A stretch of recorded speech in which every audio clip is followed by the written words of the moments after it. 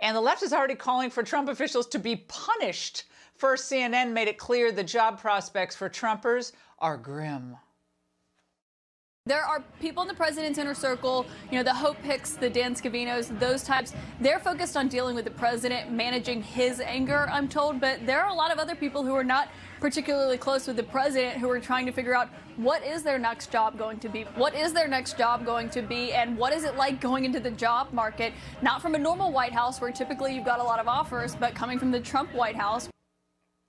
Even more alarming, squad leader AOC made this deranged call to action. Is anyone archiving these Trump sycophants for when they try to downplay or deny their complicity in the future?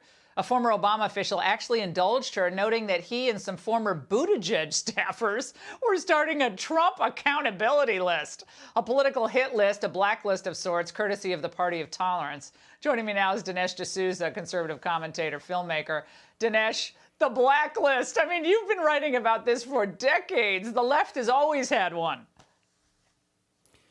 They have, and this is a tyrannical impulse. It's so ironic because they keep accusing Trump of being a tyrant, but ultimately these are people who, if they had their wish, they would ostracize their opponents, they would have them fired from their jobs, they would have them digitally censored, and they cheer when that happens. And who knows, they might next be willing to imprison them.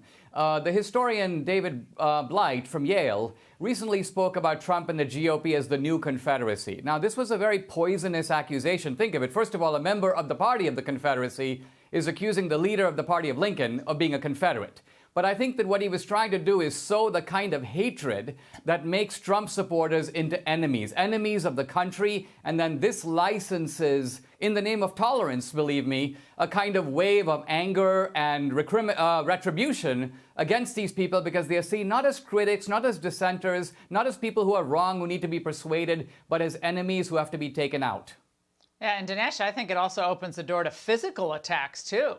Because, the left is always claiming that right-wing rhetoric, inspires this or that group. But what about their rhetoric? I mean, if you're truly like Hitler, Stalin, Mao, Pol Pot, or whatever their, comparison is of the day, then, gosh, they're like mass murderers, conservatives who supported Trump. I mean, that's where this goes, logically.